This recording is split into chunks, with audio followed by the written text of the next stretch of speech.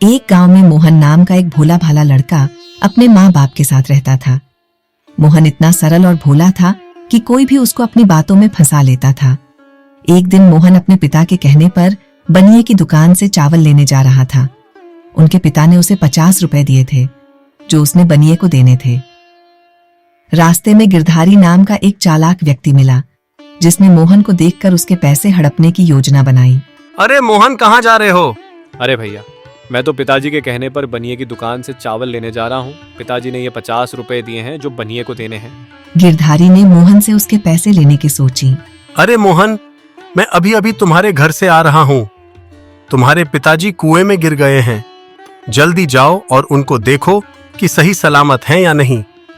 और चिंता मत करो, लाओ ये 50 रुपए मुझे दे दो, मैं बनिए को दे दूंगा। मैं उसी तरफ जा रहा हूँ। भोला मोहन गिरधारी की बातों में आ गया और उसने पैसे गिरधारी को दे दिए। फिर घबराया हुआ अपने घर की ओर दौड़ पड़ा।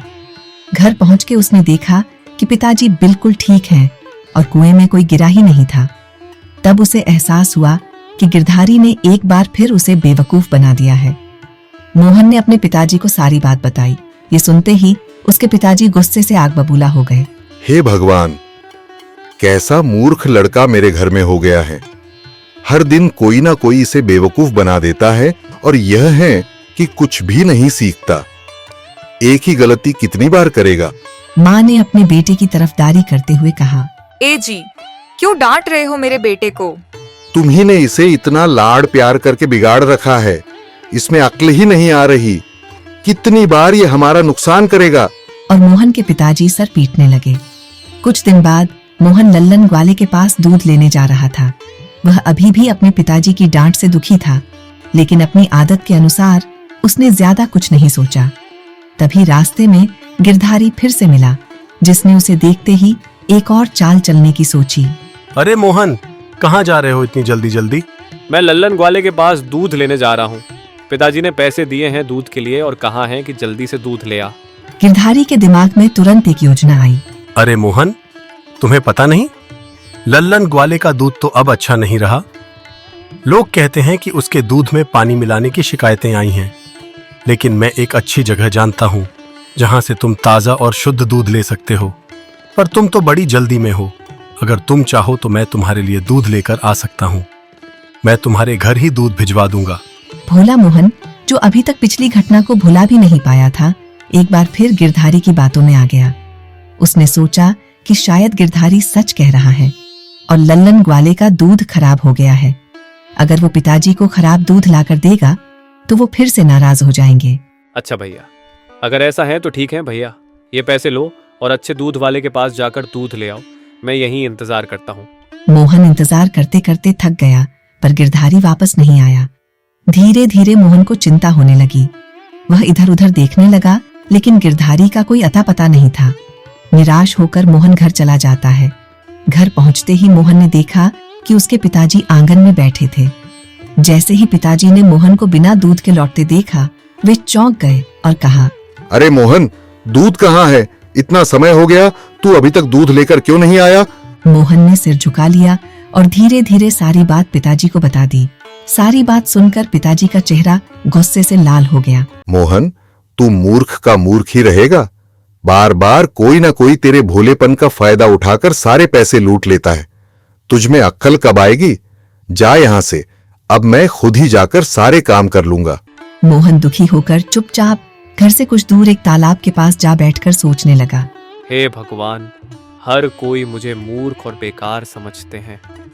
पिताजी तो मुझसे बहुत परेशान रहते हैं और माँ भी शर्म से सिर झुका लेती हैं। अब मैं क्या करूं? ऐसा कहकर मोहन रोने लगता है और उसके मन में आता है कि वो उस तालाब में जाकर डूब मरे। मोहन के रोने की आवाज सुनकर तालाब में एक जल परी किनारे आ जाती है। तुम क्यों दुखी हो? क्या हो गया है? मोहन दाएं बाएं देखता है। ये किसकी आवाज है? कहाँ से आ रही है ये आवाज? क्या आप भगवान हैं? यहाँ नीचे देखो, मैं इस तालाब में रहने वाली जल परी हूँ। ओह, मैंने कभी जलपरी नहीं देखी। मुझे कुछ समझ नहीं आता। लोग कहते हैं कि मैं भोंदू हूँ और इसीलिए मैं दुखी हूँ। जल परी को मोहन के भोलेपन पर बड़ी दया आई। यह लो, ये एक जादुई टोपी है। इस टोपी को पहनने से तुम अक्लमंद और होशियार बन जाओगे। मोहन ने जल परी से जादुई टोपी ले ली और खुशी खुशी टोपी पहनकर गांव की ओर चल दिया। रास्ते में गिरधारी और उसके कुछ दोस्त खड़े थे। दूर से भोले मोहन को आते देख गिरधारी से फिर से उसको उल्लू बनाने की सोची। चलो दोस्तों, आज तुम्हें दिखाता हूँ ये मोहन कितना बड़ा भोंदू है। गिरधारी और सभी दोस्त एक बड़े से पेड़ के पीछे छुप गए और मोहन के पास आने का इंतजार करने लगे। जैसे ही मोहन पेड़ के पास पहुंचा, गिरधारी बोलने लगा, अरे मोहन, तुम कहाँ जा रहे हो? लेकिन इस बार मोहन ने जादुई टोपी पहन रखी थी, जिससे वो पहले से कहीं ज्यादा होशियार हो गया था। उसने समझ लिया कि गिरधारी उसे फिर से धोखा देने की कोशिश कर रहा है। गिरधारी भैया, मैं तो अपने नए गुरु से मिलकर आ रहा हूँ। उन्होंने मुझे एक गुप्त खजाने के बारे में बताया है, उसी की तलाश में जा रहा हूँ। मुझे अभी अभी पता चला है कि यहाँ से कुछ ही दूर एक बाग में सोने और चांदी का खजाना दबा हुआ है। गिरधारी और उसके दोस्तों की आंखें चमक उठीं। खजाना? ये कहाँ है? हमें भी बताओ। मोहन ने अपनी जादुई टोपी को हाथ लगाया और थोड़ा सोचा। खजाने की बात इतनी आसानी से नहीं बताई जा सकती। पहले तुम्हें मेरी मदद करनी होगी। अगर तुम सच में मेरी मदद करोगे तो मैं भी तुम्हें खजाने का हिस्सा दूंगा। गिरधारी और उसके दोस्त लालच में आ गए। हमें जो करना होगा बताओ। हम जरूर मदद करेंगे। हाँ, जरूर मदद करेंगे खजाना ढूंढने में। मोहन ने चालाकी से योजना बनाई। उस बाग में जाने से पहले हमें उस पेड़ के चारों ओर 7 बार चक्कर लगाना होगा और जोर जोर से मंत्र पढ़ना होगा, तभी खजाने का रास्ता खुलेगा। लेकिन ध्यान रहे, यह कठिन प्रक्रिया है और इसे अधूरा छोड़ने पर खजाना हमेशा के लिए गायब हो जाएगा। गिरधारी और उसके दोस्त तुरंत तैयार हो गए। उन्होंने बिना कुछ सोचे समझे पेड़ के चारों ओर दौड़ना शुरू कर दिया। वे चक्कर पे चक्कर लगाते गए और साथ में ऊंट पटांग मंत्र भी पढ़ते गए, जैसा मोहन ने उन्हें सिखाया था। जब गिरधारी और उसके दोस्तों ने काफी देर तक चक्कर लगाए और थक गए, तब गिरधारी ने कहा, अब तो खजाना दिखा दो। मोहन ने जादुई टोपी को हाथ लगाया और थोड़ी देर सोचने लगा। उसने पास ही के जमीन की तरफ इशारा करा और कहा, खजाना इसी जमीन में कहीं गड़ा हुआ है। हमें यहाँ खोदना पड़ेगा। खजाना ज्यादा गहराई में नहीं छुपा तो हमें थोड़ा थोड़ा खोदने से ही जरूर खजाना मिल जाएगा। खोदते हुए बस कुछ विशेष शब्दों का जाप करना होगा, तभी खजाना प्रकट होगा। गिरधारी और उसके दोस्त पसीने पसीने हो चुके थे, फिर भी खजाने के लालच में सारी जमीन खोदने लगे। खोदते खोदते उनको काफी समय हो गया और वो पूरी तरह थक चुके थे, लेकिन लालच में अंधे होकर खोदते रहे। दरअसल मोहन ने उन्हें जिस जगह पर खुदाई करने को कहा था, वह उसके पिताजी के खेतों की जमीन थी। मोहन को मालूम था कि उसके पिताजी को खेतों की मिट्टी की सफाई करवानी थी, लेकिन मजदूरों की कमी के कारण यह काम रुका हुआ था। उसने सोचा कि क्यों न गिरधारी और उसके दोस्तों से यह काम करवा लिया जाए। गिरधारी और उसके दोस्त ने खजाने के लालच में खुदाई जारी रखी। मोहन पास खड़ा होकर उनके परिश्रम को देख रहा था और मन ही मन हंस रहा था। जैसे जैसे समय बीतता गया, गिरधारी और उसके दोस्तों की हालत और खराब होती गई। उनके हाथों में छाले पड़ गए और शरीर पूरी तरह थक चुका था। मोहन, अब और नहीं खड़ा हुआ जाता। खजाना कहाँ है? हमने बहुत मेहनत की, लेकिन अब तक कुछ भी नहीं मिला। यहाँ कोई खजाना नहीं है। मोहन ने जादुई टोपी को हाथ लगाया और कहा, गिरधारी भैया, तुमने सही कहा, इस जमीन में कोई खजाना नहीं है। असली खजाना मेहनत में होता है। तुमने जितनी मेहनत की है वह तुम्हारे लिए असली खजाना है।